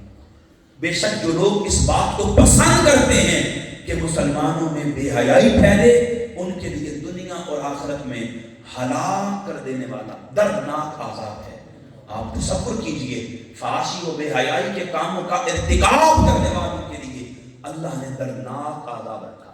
اور بالمختصر حضرت عبداللہ بن عامر روایت کرتے ہیں آقا کریم نے فرمایا ایاکم والفحش فإن اللہ لا يحب الفحش ولا التفاحش. آقا کریم نے فرمایا فحاشی سے بچو، بے شک اللہ تعالی برائی بد زبانی کو پسند نہیں فرماتا. تو سامعین محتشم، یہ ہم پر اسلام ذمہ داری عائد کرتا ہے کہ ہم فحاشی کے کاموں سے بچیں. آخری ذمہ داری ہے اوقات کار کی تقسیم کریں. سیدنا ابو ہریرہ روایت کرتے ہیں آقا کریم نے فرمایا من حسن اسلام المرء ترکہ ما لا یعنی. آدمی کے اسلام کی خوبی یہ ہے کہ وہ لا یعنی چیزوں کو چھوڑ دے. اپنے اوقات کار کو تقسیم کرنا، یہ اسلام سوشل میڈیا کے تناظر میں ہم پر ذمہ داری عائد کر رہا ہے. اب آپ سمجھ لیجئے یہ تو وہ کام ہیں جو اسلام ہمیں کرنے کا حکم دے رہا ہے. ہم کیا کرتے ہیں؟ اسے ری بلڈ کریں، ریکنسٹرکٹ کریں تو آپ کو پتا چلے گا. اسلام نے ہم پر جتنی ذمہ داریاں عائد کی ہیں ہم اس کا الٹ کرتے ہیں. اب ایک ایک ذمہ داری کو ری بلڈ کرنے لگا ہوں، دوبارہ سے ریکنسٹرکٹ کرنے لگا ہوں، اور آپ کو اس بات کا علم ہو جائے گا کہ اسلام ہم پر کیا ذمہ داریاں عائد کر رہا تھا اور آج ہم سوشل میڈیا کو کس طرح استعمال کرتے ہیں اور کن کاموں میں پڑھ کر اپنی عاقبت کو برباد کر رہے ہیں.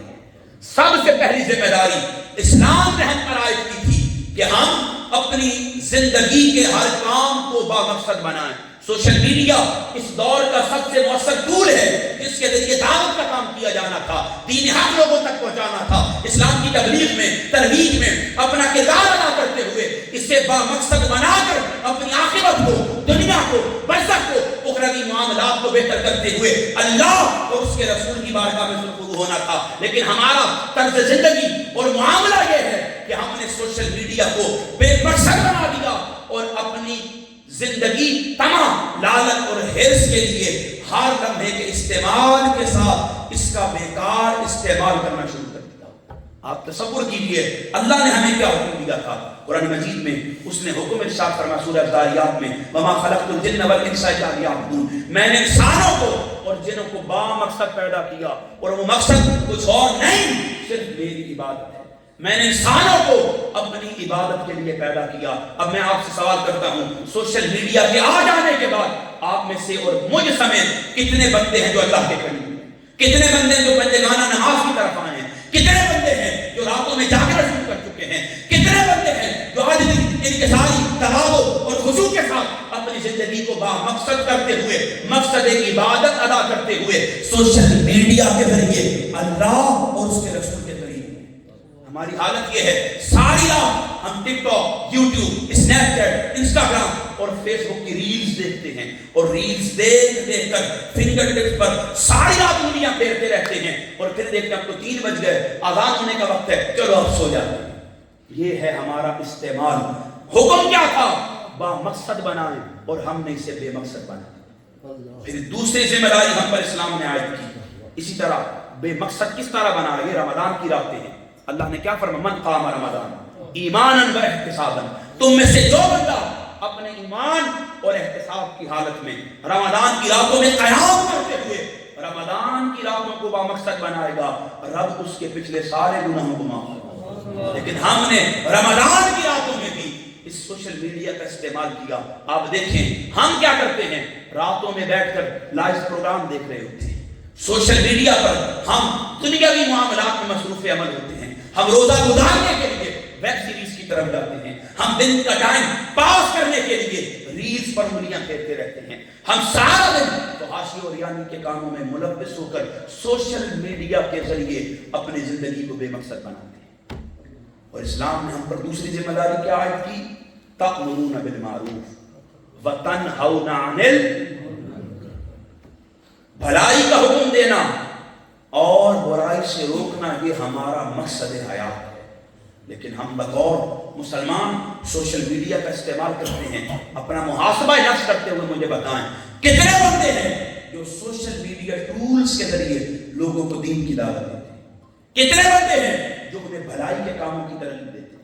کتنے بندے ہیں جو انہیں برائی سے روکنے کی بات کرتے ہیں؟ کتنے بندے ہیں جو اس ٹول کا مؤثر استعمال کرتے ہوئے کنتم خیر امۃ اخرجت للناس تأمرون بالمعروف وتنہون عن المنکر کی ذمہ داری ادا کر رہے ہیں؟ پھر اسلام ہم پر ذمہ داری عائد کر رہا تھا بغیر تحقیق کے معلومات شیئر کرنے سے اجتناب کرنے کی. آج ہم نہ آؤ دیکھتے ہیں نہ تاؤ دیکھتے ہیں. جو بات من کو بھاتی ہے ہم بغیر تحقیق کے اسے شیئر کرنا شروع کر دیں. میں ایک مثال دینے لگا ہوں, مجھ سے ناراض نہ ہوئیے گا. وہ مثال میرے موضوع سے بڑی ریلیٹ کرتی ہے. آج ہمارے لیے اتنا کافی ہے کہ سامنے تصویر طاہر القادری کی ہو, ہم بغض و حسد سے, نفرت سے, عداوت سے, من کا بغض, قدورت اور اناد نکالنے سے بھی اعراض نہیں کرتے.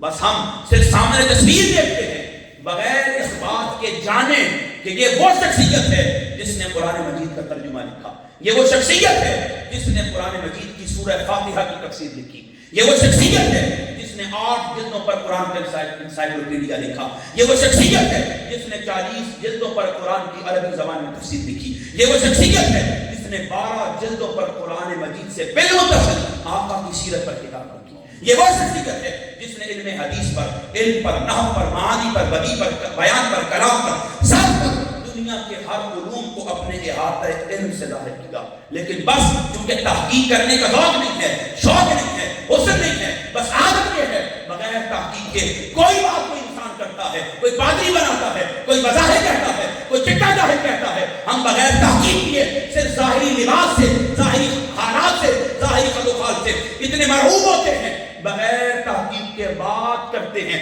اور لوگوں میں فتنہ و فساد کو پیدا کرتے ہیں. جبکہ قرآن نے ذمہ داری عائد کی, یا ایھا الذین آمنوا ان جاءکم فاسق بنبأ فتبینوا, اے ایمان والوں تمہیں حکم دے رہا ہوں جب کوئی فاسق جھوٹا خبر لے کر آئے پہلے کیا کرنا ہے؟ تحقیق کرنی. ہم کیا کرتے ہیں؟ بغیر تحقیق کے دھڑا دھڑ معلومات شیئر کر رہے ہوتے ہیں. پھر تمسخر اور استہزاء سے اجتناب کا حکم دیا جائے. آج پرینٹس وائرل ہیں, میمز بنتی ہیں. ایک بزرگ گزر رہا ہے, پیچھے سے 2 نوجوان غبارہ پانی کا ماریں گے, اس بیچارے کے کپڑے ناپاک کریں گے اور پھر کہیں گے وہ کیمرے کی طرف دیکھ کر ہاتھ ہلائیں, ہم تو مذاق کر رہے تھے. قرآن آقا کی تعلیمات کسی چیز کو شتر بے مہار کی طرح آزاد نہیں چھوڑ رہی. ہر اعتبار سے آقا کریم حضور کی تعلیم, یہ دین قرآن اسلام ہمیں اسوہ حیات مصطفیٰ کی روشنی میں رہنما اصول عطا کرتا ہے. وہ اصول کیا ہیں؟ تمسخر اور استہزاء سے اجتناب کا حکم تھا. یہ ہماری ذمہ داری تھی. لیکن ہم کیا کرتے ہیں؟ ہم لوگوں کا مذاق اڑاتے ہیں, ان کی شخصیت پر کیچڑ اچھالتے ہیں, بالمتصل پرینٹس کے ذریعے میمز بنا کر ہم لوگوں کا تمسخر مذاق کرتے ہوئے انہیں شدت تکلیف میں ملبس کر کے اپنی عاقبت کو برباد کر رہے ہیں. کتنی بہنیں بیٹیاں ہیں مائک پکڑ کر لوگوں کا انٹرویو کرتی ہیں اور ایسے بےہودہ سوال کرتی ہیں کہ اگلا شرم کھا جاتا ہے, شرم سے پانی پانی ہو جاتا ہے. لیکن سوال کرنے والا صرف پرینٹس کال اور میمز اور ویورشپ کے چکر میں اپنا پیسہ اور کمائی کا ذریعہ بنانے کے لیے لوگوں کی عزتیں اتار کر تمسخر اور استہزاء کو فروغ دے رہا ہوتا ہے. جبکہ اسلام صراحت کے ساتھ ان چیزوں کی ممانعت کرتا ہے. بالمتصل ہم پر یہ ذمہ داری عائد کی گئی کہ معلومات یہ ایک امانت ہے, ان کی ترسیل ہمارے پاس ایک امانت ہے. قرآن میرے سامنے ہے, بہنیں بیٹیاں بیٹھی ہیں, مائیں جلوہ فرما ہیں, اللہ ان کی عصمتوں کی حفاظت کرے. یہ ہمارے قوم کا ایسٹ ہے, سرمایہ ہے, انہوں نے آگے چل کر بچوں بچیوں کی تربیت کرنی ہے. میں ایک بات بتانا چاہتا ہوں, بڑے لحاظ میں لپیٹ کر اشارتاً کنایتاً ایک عرض کرنا چاہتا ہوں. معلومات ایک امانت تھی. آج ہمیں خبر ہو جائے کہ کسی فلاں ٹک ٹاکر کی کوئی ویڈیو لیک ہو گئی ہے, کسی لڑکی یا کسی لڑکے کا کوئی معاملہ سوشل میڈیا پر وائرل ہو چکا ہے. پھر سوشل میڈیا کے کچھ ریسٹرکشنز ہیں, کچھ اصول ہیں, وہ اس طرح فحاشی کی ویڈیو کو جو برملا فحاشی ہوتی ہے اسے نہیں پلے کر سکتے. تو پھر ہم گروپس میں لوگوں کو میسج کرتے ہیں کیا فلاں کی ویڈیو آپ کے پاس آئی ہے؟ ہم اسے وہ ویڈیو منگواتے ہیں, باقاعدہ یوتھ کے, ینگسٹرز کے, یونیورسٹیز کے طلبہ طالبات کے گروپ بنے ہوئے ہوتے ہیں جن میں اس طرح کی لیک ویڈیوز کو شیئر کرنا یہ قابل فخر بات سمجھا جاتا ہے. لوگوں کی برہنہ ویڈیو کو، لوگوں کی ذاتی ویڈیوز کو اگر ان سے ایک گناہ ہو گیا، ایک غلطی ہو گئی اور وہ ویڈیو کسی طریقے سے وائرل ہو گئی، اب ہمارا کام یہ تھا چونکہ معلومات کی ترسیل ایک امانت تھی، اللہ نے قرآن میں ہمیں حکم عطا کیا تھا، عادل بنایا تھا، ہمیں معلومات کو امانت کا خیال رکھنے کا حکم ارشاد فرمایا تھا. ہم کیا کرتے ہیں؟ لوگوں تک لوگوں کی ویڈیوز پہنچا کر اس پہنچانے کو اپنے لیے قابل فخر بات سمجھ رہے ہیں.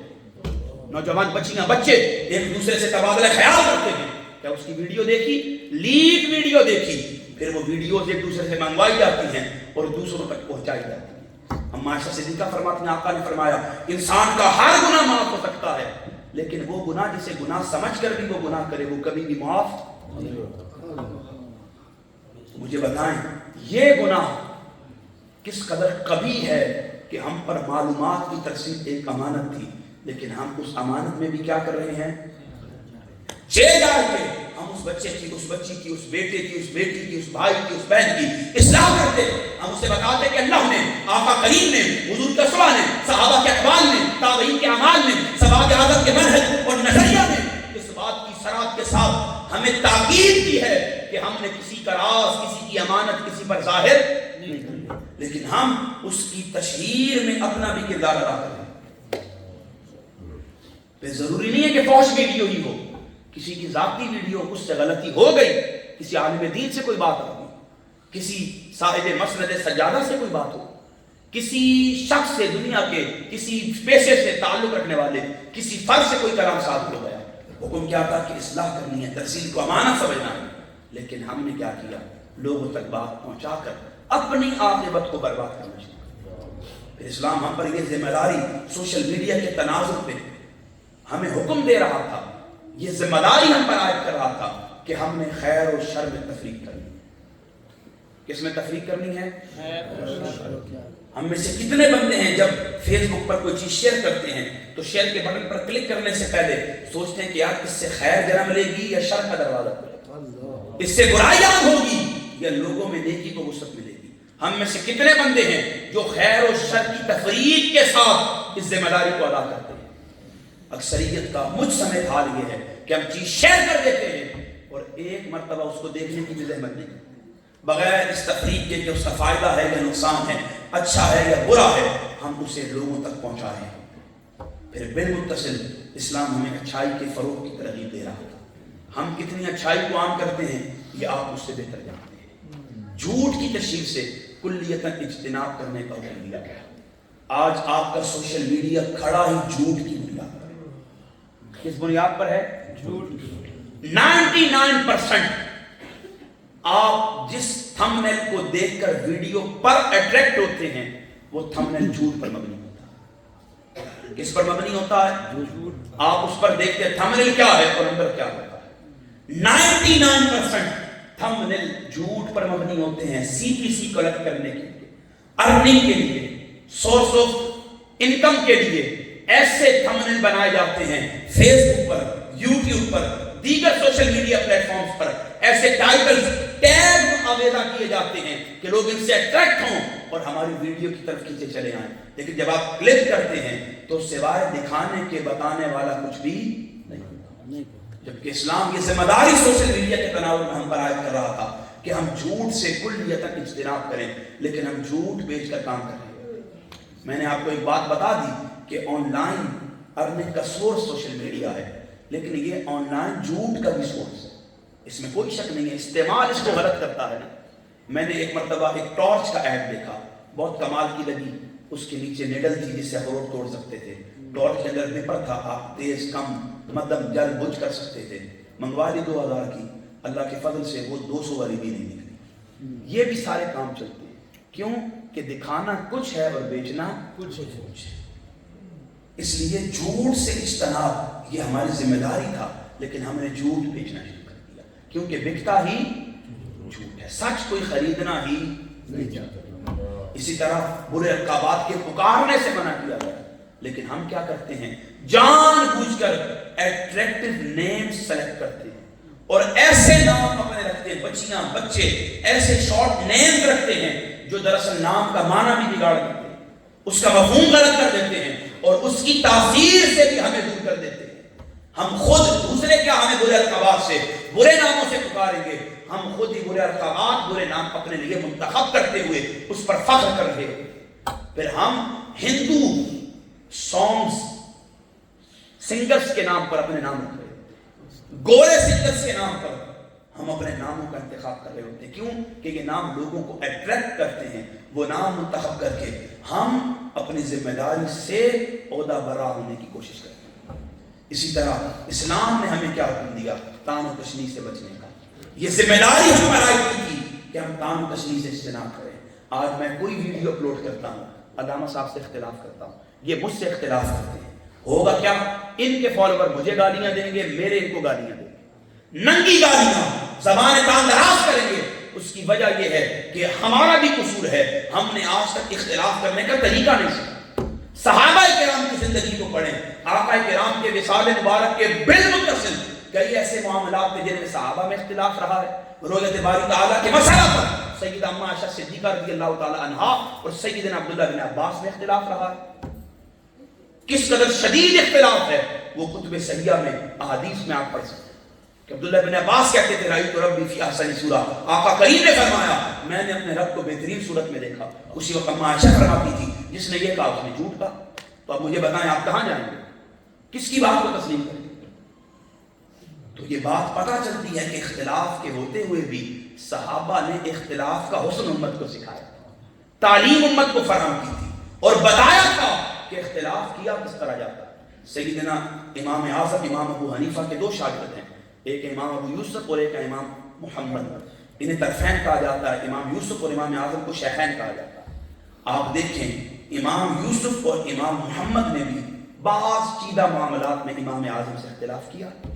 نور الرضا ہماری فقہ کی بنیادی کتاب ہے، مدارس دینیہ میں پڑھائی جاتی ہے، وہاں کئی مسائل میں امام محمد کی رائے کو قبول کیا گیا، کئی مرتبہ امام یوسف کی رائے کو قبول کیا گیا، امام اعظم کی رائے سے اتفاق نہیں کیا گیا۔ تو اتفاق نہ کرنا، اختلاف کرنا یہ اور بات ہے، کسی کی مخالفت کرتے ہوئے طعن و تشنیع پر آمادہ ہونا یہ ہماری نوجوان نسل کا اکثریت ہی حصہ۔ وہ طعن و تشنیع پر مبنی ایسا مواد شیئر کرتا ہے جو گالم گلوچ اور لوگوں کی کردار کشی کر رہا ہوتا، جبکہ یہ ذمہ داری تھی کہ ہم اس سے اجتناب کریں۔ اب میں دو باتیں مزید کر کے اس بات کو، اس موضوع کو سمیٹ دوں گا۔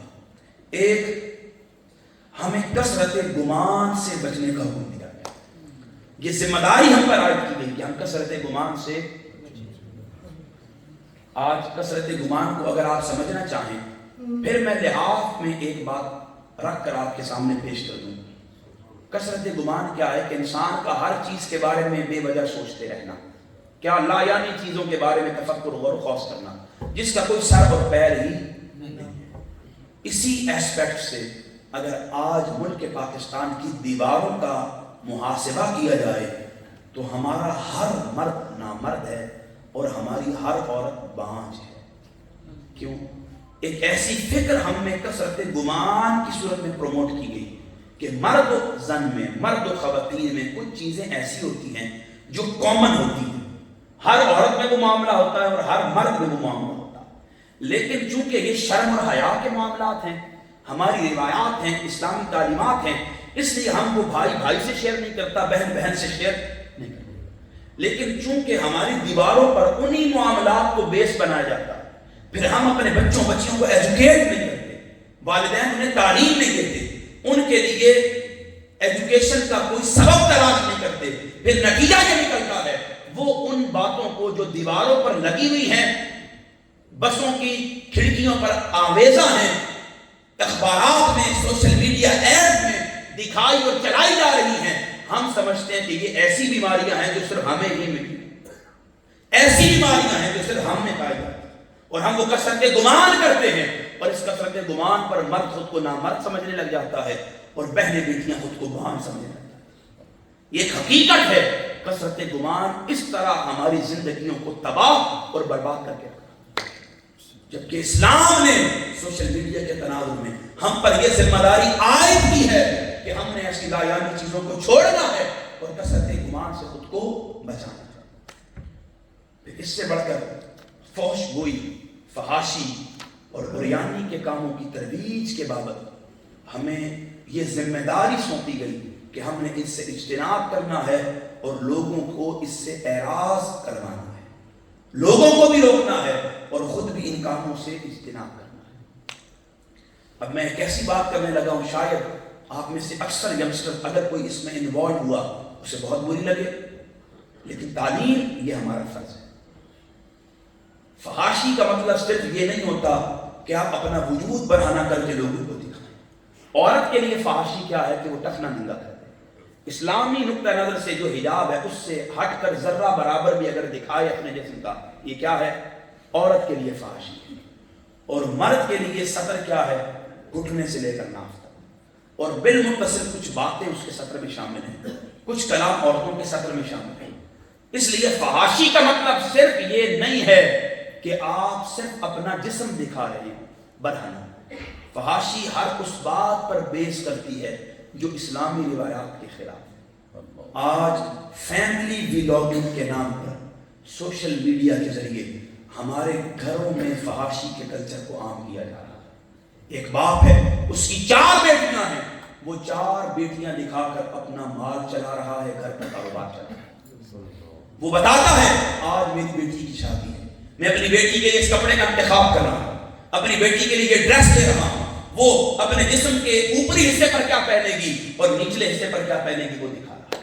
پھر بالمتصل وہ کس کمرے میں رات گزارے گی وہ منظر دکھا رہا ہے۔ پھر اسی کی بیوی یعنی اس بچی کی ماں بتا رہی ہے کہ آج میں بچی کو یہاں لے کر جا رہی ہوں، اس طرح اس کا پیڈیکیور کروایا جاتا ہے، اس طرح اس کے چہرے کی نمائش کروایا جا رہی ہے، اس طرح اس کے بالوں کو سنوارا جا رہا ہے، اس طرح اس کے ناخن کٹوائے جا رہے ہیں، اس طرح اس کی ویکسنگ کروائی جا رہی ہے اور یہ منظر دکھایا جا رہا ہے۔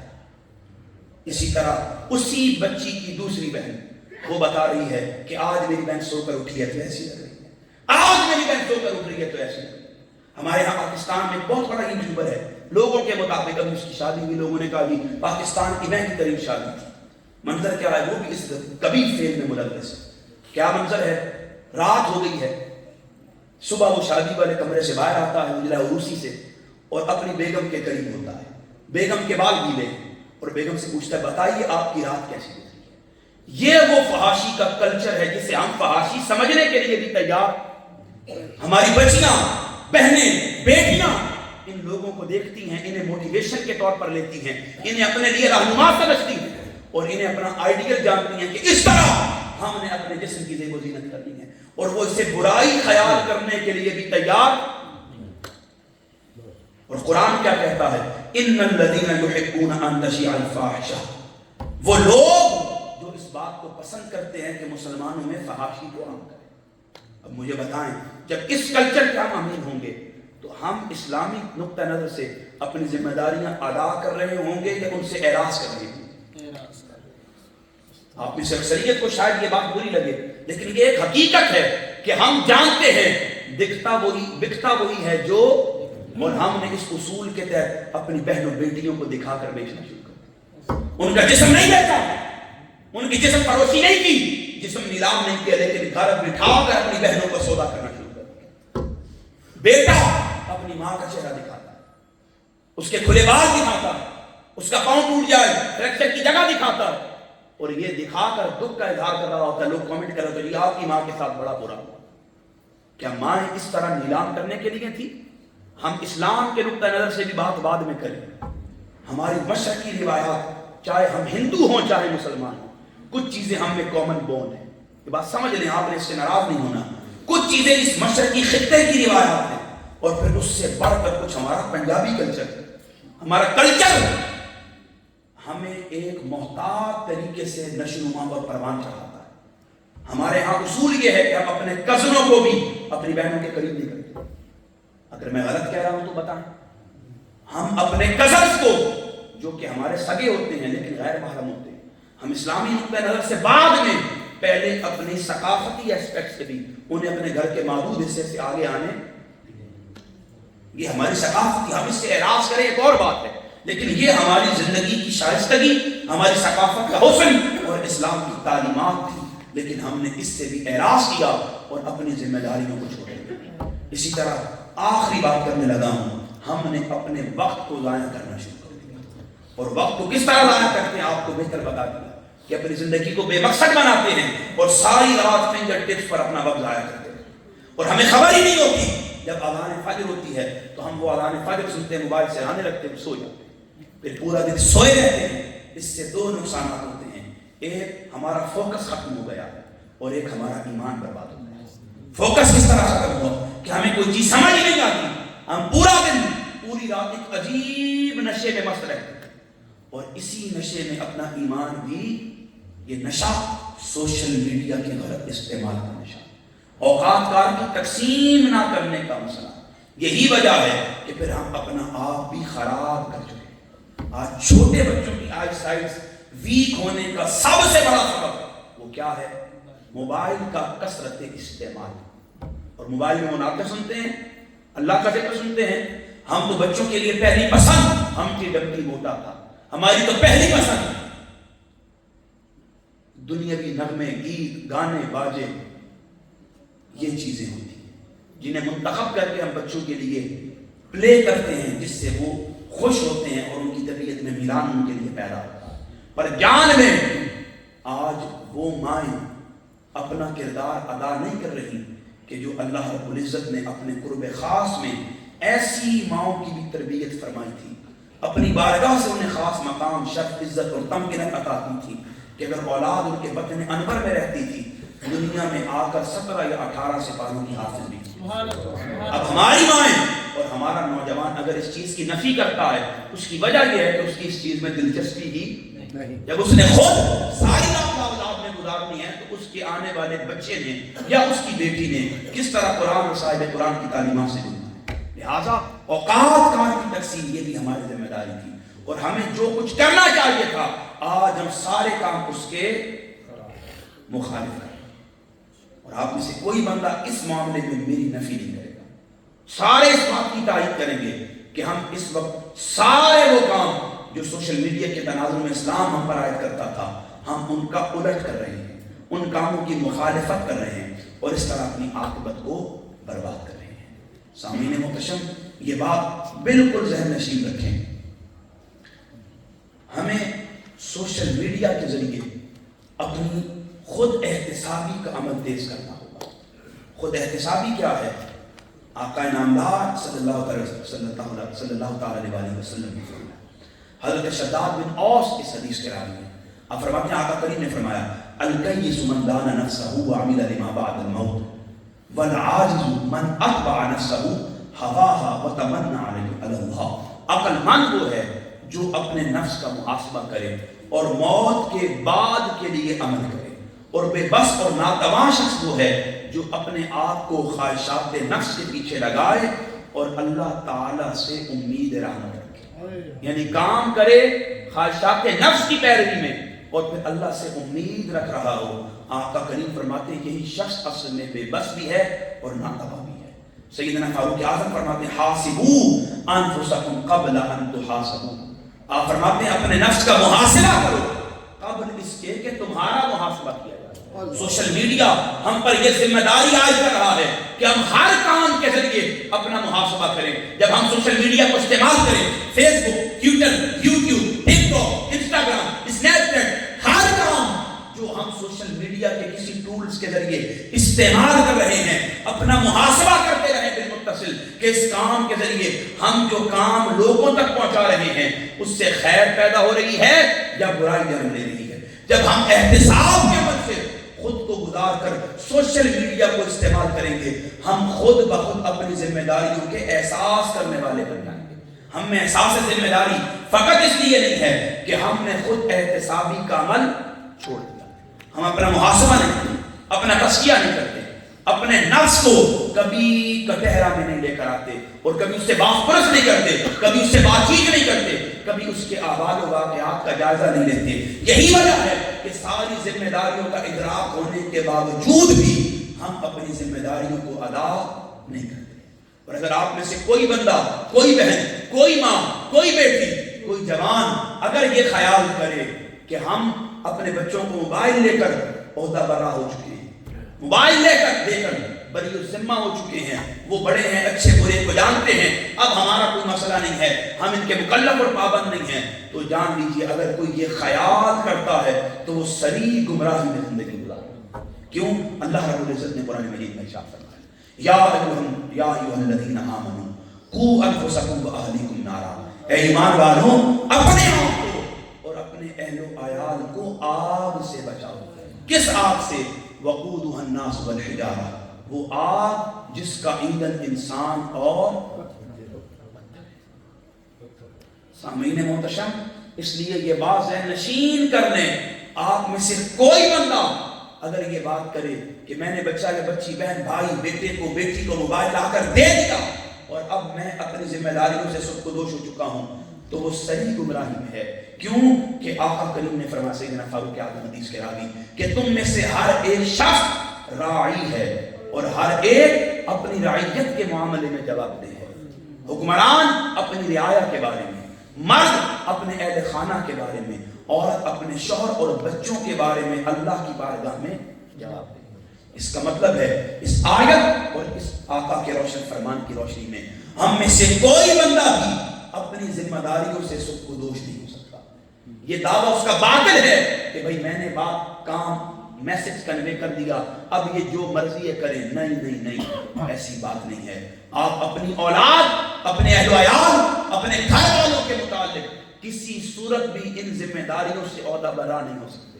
آپ کو یہ ذمہ داریاں ادا کرنی پڑے گی، ان کی فکری تربیت کرنی پڑے گی، ان کے اخلاقی معاملات کو بہتر کرنا پڑے گا، ان کے کردار کی درستگی کے لیے کوشش کرنی پڑے گی، اور اگر آپ یہ نہیں کریں گے آپ خود تو جہنم میں جائیں گے، اپنی اولاد کو بھی جہنم میں لے کر جائیں گے، اور پھر قیامت کا دن ہوگا، اولاد گریبان پکڑ کر چیخ چیخ کر کہے گی باپ تو جانتا تھا، ماں تجھے نہیں تھا، میں دنیا میں کیا کام کرتا تھا، میرا کسب معاش سبب کیا تھا، میرے معلومات معاملات کیا تھے، سب جانتے ہوئے بھی چونکہ تو نے اپنی ذمہ داریاں آج نہیں کی، اس لیے آج میں تو جہنم میں جا رہا ہوں، لیکن میرے جہنم میں جانے کا اصل سبب اور وجہ تو ہے۔ تو اپنے ماں اور باپ کو مخاطب کر کے، بہن اپنے بھائی کو، بھائی اپنی بہن کو، گھر والے ایک دوسرے کو مخاطب کر کے، دوستوں کو مخاطب کر کے یہ تانا دیں گے کہ اگر تو ہمیں نہ روکتا، تو ہمیں روک لیتا تو شاید آج ہمارا ٹھکانہ یہ جہنم۔ اس لیے ہم پر یہ ذمہ داری عائد ہوتی ہے کہ ہم اسلامی نقطہ نظر سے سوشل میڈیا کو سمجھیں، اس کی افادیت کو سمجھیں، اسے بطور نعمت استعمال کریں، بطور زحمت اپنے اعمال کی صورت میں اسے ہرگز نہ بنائیں۔ ہم ان ذمہ داریوں کو سمجھ کر بطریق آسان اپنی زندگی کو بہتر کریں، اپنے اعمال کو بہتر کریں، اپنے کردار کو روشن کریں۔ تحریک منہاج القرآن اسی فکر کو پیغام چڑھانے کے لیے قریہ قریہ، نگر نگر، بستی بستی یہ پیغام محبت عام کر رہی ہے کہ سوشل میڈیا ایک نعمت ہے، اس کا استعمال اسے اچھا یا برا بناتا ہے۔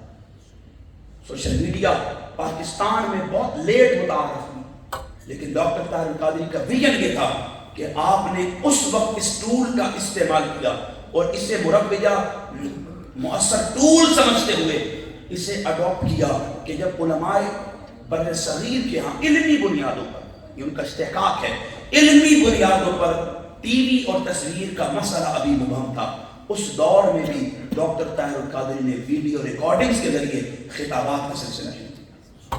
پھر آپ نے سب سے پہلے پاکستان میں ای ویب سائٹ کا اہتمام کیا۔ 1990 میں منہاج القرآن کی ای ویب سائٹ لانچ ہو چکی تھی، پہلے 2 سال وہ یورپ میں رہی اور پھر پاکستان میں آئی۔ آپ نے سوشل میڈیا کے استعمال کے ذریعے پاکستان میں سب سے پہلے اپنے کارکنان کی رجسٹریشن کا موجود کیا۔ 1990s میں یہ وہ وقت تھا جب پاکستان کے سرکاری اداروں میں بھی کمپیوٹر ریکارڈ کا ڈیٹا ہر سطح پر عام نہیں تھا۔ اس وقت بھی ڈاکٹر طاہر القادری کا ہر ورکر کمپیوٹرائزڈ رجسٹر ہو چکا۔ میں کتنی باتیں ہیں اس زمن میں سیدی شیخ الاسلام کی گنواؤں، یہ آپ کی تجدیدی بصیرت تھی اور احیاء دین کے فریضہ کی انجام دہی اور اپنی ذمہ داریوں کا احساس تھا، اور آپ جانتے تھے کہ یہ وہ مؤثر ٹول ہے جو آگے چل کر اتنی جدت اختیار کرے گا کہ ہر دوسرے شعبہ حیات کے ٹولز کو پیچھے چھوڑ کر کائنات ارضی پر مؤثر ترین دعوت کا کردار ادا کرنا۔ اور آپ نے اسے اس وقت اڈاپٹ کیا جب لوگوں میں یہ مسئلہ بھی مبہم تھا۔ اس کی وجہ، اس کا مقصد کیا تھا؟ وہ سن کر اسے فکری طور پر اپنے لیے نصیحت جانیے گا۔ وہ وجہ یہ تھی کہ آپ نے سوشل میڈیا اور انٹرنیٹ کے استعمال کے ذریعے نوجوان نسل کو ایک محفوظ شیلٹر دیا اور 4 دانگ عالم میں دین کا پیغام عام کیا۔ یورپ میں علماء اسلام کی رسائی ہوتی رہی ہے، ہوتی رہے گی۔ اس میں کوئی شک نہیں ہے کہ علماء نے اپنا وسیع تر کردار ادا کیا اور یوتھ کو موبلائز کرتے ہوئے یورپ میں اسلامی تعلیمات کے پرچم کو دوبارہ سے بلند کیا۔ لیکن بالمتصل منہاج القرآن کا یہ شرط ہے کہ اس وقت جب یورپ کے کئی دور افتادہ علاقوں میں جہاں مسلمانوں کی براہ راست رسائی نہیں تھی، ای لرننگ کے شعبے کا انعقاد اہتمام کیا۔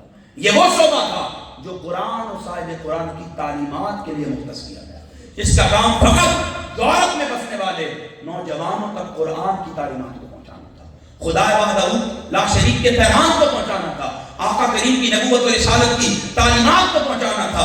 بالمتصل اقامت دین کا، تبلیغ دین کا، معمول بھی دین کا فریضہ سر انجام دیتے ہوئے لوگوں کی رشد ہدایت کے لیے انہیں پیغام حق پہنچانا۔ آپ نے اس انداز میں ایک محفوظ شیلٹر نوجوان نسل کو عطا کیا۔ پھر آپ نے اپنی پرامن تعلیمات کے ذریعے اسلام کا چہرہ واضح کیا۔ بالمتصل نوجوان نسل کو معاصرین کے تقاضوں کے مطابق، ہم عصر عہد حاضر کے جدید تقاضوں کے مطابق ان کے لیے اسلامی تعلیمات کو آن لائن کیا۔ سب سے پہلے thefatwa.com کا آپ نے آغاز کیا اور اس کے ذریعے فقہی مسائل پر نوجوانوں کو دسترس عطا کی۔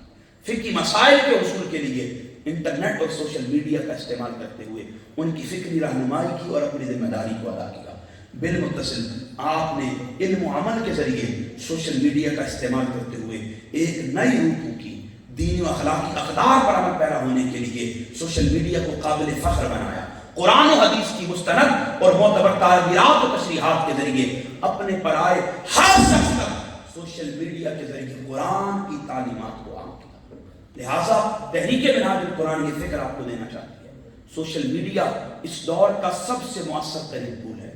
بس جس طرح ہر ٹول کو اس کے کمال تک سمجھنے کے لیے ایک تربیتی سیشن ہوتا ہے، ایک ٹریننگ ورکشاپ ہوتی ہے، اس سے گزر کر کوئی بندہ اس کی مہارت کو حاصل کرتا ہے، آج ضرورت ہے سوشل میڈیا ٹولز کی ٹریننگ کروائی جائے، اس کی مہارت بچوں کو دلوائی جائے اور انہیں ان کی ذمہ داریوں کا احساس دلایا جائے۔ اگر ہم نے ان کی ذمہ داریاں ان بچوں کو نہ سمجھائی تو ہم اللہ کی بارگاہ میں، اس کے محبوب رسول کی بارگاہ میں کبھی بھی سرخرو نہیں، بلکہ اس عمل کو نہ کر کے خود بھی جہنم میں جائیں گے اور اپنے اہل خانہ کو بھی جہنم میں لے جائیں گے۔ اللہ رب العزت ہمیں عمل کی ہمت و توفیق عطا فرمائے۔ 2 چیزیں ہیں جو دور حاضر میں ہمیں سوشل میڈیا ٹولز کو سمجھنے کے لیے مدد فراہم کرتی ہیں، ایک ہے خطاب اور ایک ہے کتاب۔ خطاب آپ کے سامنے میں نے کر دیا، یہی خطاب کا سلسلہ بقیہ 4 دن مزید جاری رہے گا۔ کل انشاءاللہ سیدی شیخ الاسلام کے قابل فخر فرزند نظام تلاوت مرکز منہاج القرآن کے ماتھے کا چومر حضرت علامہ احسان رضوی حافظہ اللہ آپ تشریف لے کر آئیں گے اور سیرت النبی اور عصر حاضر اس موضوع پر خطاب کرتے ہوئے ہر عمر کے شخص کو، مرد و خواتین کی قید کے ساتھ سیرت الرسول کے ساتھ براہ راست جوڑ رہے ہیں اور عصر حاضر کے مطابق آپ کے سامنے سیرت رسول کو بیان کرتے ہوئے مستشرقین کے اعتراضات کے جواب بھی دیں گے اور آپ کو سیرت رسول کی ہماگیریت اور جامعیت کے بارے میں آگاہ کریں گے۔ کل کا سیشن انتہائی اہمیت کا حامل ہے، سارے سیشن ضروری ہیں، اس کے بعد فکر آخرت کا ایک موضوع آئے گا، پھر بالمتصل اولاد کے حقوق کی بات آئے گی اور بالمتصل چھٹے روز سیدہ کائنات مخدومہ کونین سیدہ فاطمہ الزہرا آپ کی عظمت و شان کے بابت موضوع سیدی شیخ الاسلام کے خطاب کی صورت میں آپ سے بات کریں گے۔ بس اتنی بات ذہن نشین کر لیں، کل کا موضوع بھی بہت اہم ہے، اگلے موضوعات بھی بہت اہم ہیں۔ آپ پر آج یہ ذمہ داری عائد ہوتی ہے کہ آپ امر بالمعروف اور نہی عن المنکر کا بوجھ اپنے سر پر اٹھائیں اور اس دعوت حق کو دوسروں تک پہنچائیں۔ وہ جس بھی ذرائع سے ہو سکے آپ اسے ممکن کرتے ہوئے اس درس قرآن کی دعوت ہر خاص و عام تک پہنچا کر انہیں اپنے ساتھ درس میں لے کر آئے۔ اگلی